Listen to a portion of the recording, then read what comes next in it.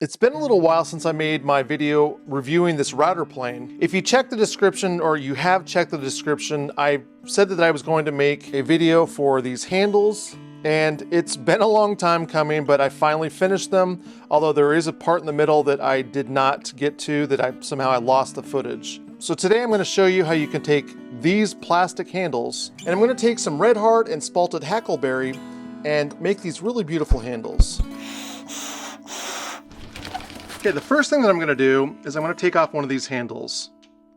And I want to make sure that I mark where it meets up with the bottom of the plastic here. Now I'm going to measure it. It looks like mine is at 3 5/8. So that's the distance between where I just marked to the head of the bolt here. Before you ask, why is that important that we need to mark this? This doesn't have a stop on it. You can thread all the way up to where there's no more threading. I've got some spalted maple here that I've cut down on the table saw. If we look at it, I'm actually about 3/8.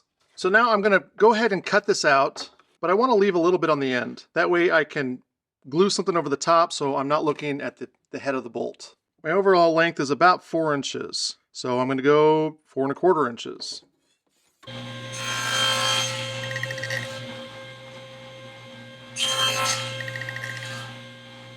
If we combine the bolt and the two sides, we're about the width of the handle. To make it easy on myself, I'm just going to take my bolt, put it between the fence and the blade, and I'm going to overcut it just a little bit. We also want to make sure that the blade is high enough for the diameter of the bolt.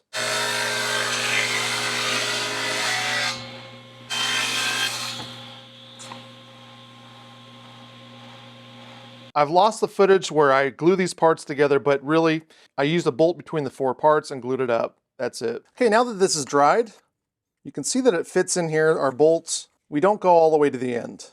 With mine, I'd like to cover up the head like I said earlier. So that means I need to drill in this deep enough that obviously this will be concealed, as well as it being far enough down that it'll be able to catch on the actual router. So I'm going to go ahead and use a step drill bit. And this obviously is going to be bigger than the head here, which I think is 13/16. We'll try that. And that works. We'll add this to our router and see where we are at. It's still below the surface. That's what I'm looking for. Now we're going to add a bolt in this, and preferably we're going to want to use a 1/2 inch bolt because our hole is a 1/2 inch. Add a nut to the bottom of this, and then we can use this just around it on our sander. But not all drills have a 1/2 inch chuck, so we're going to go to a 3/8 bit. We'll take our 3/8 bit and press it in, but as you can see, there's a lot of play. We could put a nut on this and hope that it doesn't move around, but I don't like that. So I'll take a 1/4 inch rod, and I'm going to put it in all 4 corners. It doesn't like it a whole lot because it is a very tight hole. This will keep it centered.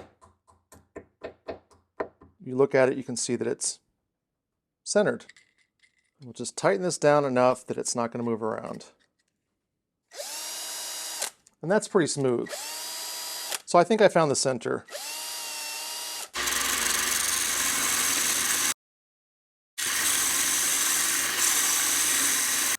Now I've gotten it down to the size that I'm looking for. I'm going to use a little 180 to clean things up. Okay, now as you can see, my hole wasn't exactly round.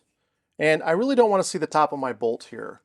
I'm going to take a block, and this is the end grains on the top up here. I'm going to connect my diagonals. Now, I'm not sure if this is going to work. If it doesn't work, you're not going to see it in the video, obviously. But we'll try. I'm going to use an awl. Now I'll add my bolt to the top, and I'm going to jam a couple nuts together so that I can install this.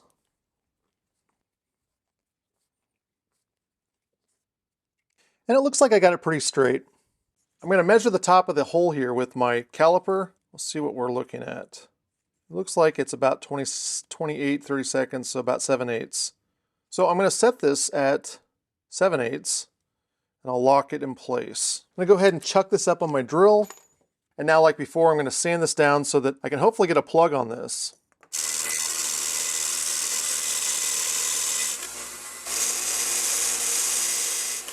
Looks like I'm at 7/8 right there, or maybe slightly less, which is what I was looking for.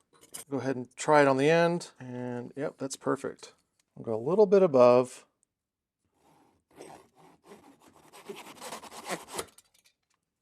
That works really well in the end. It should not reach past the bottom. If it does, you can always add a washer. Just add a washer right below it between the plate and your handle. I'm going to go ahead and add some epoxy to the inside here.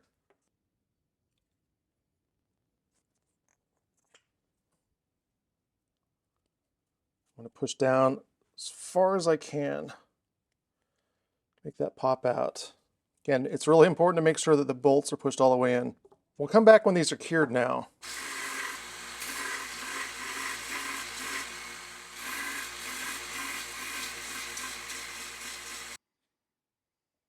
Now I'll use a little buffing compound to really make this shine.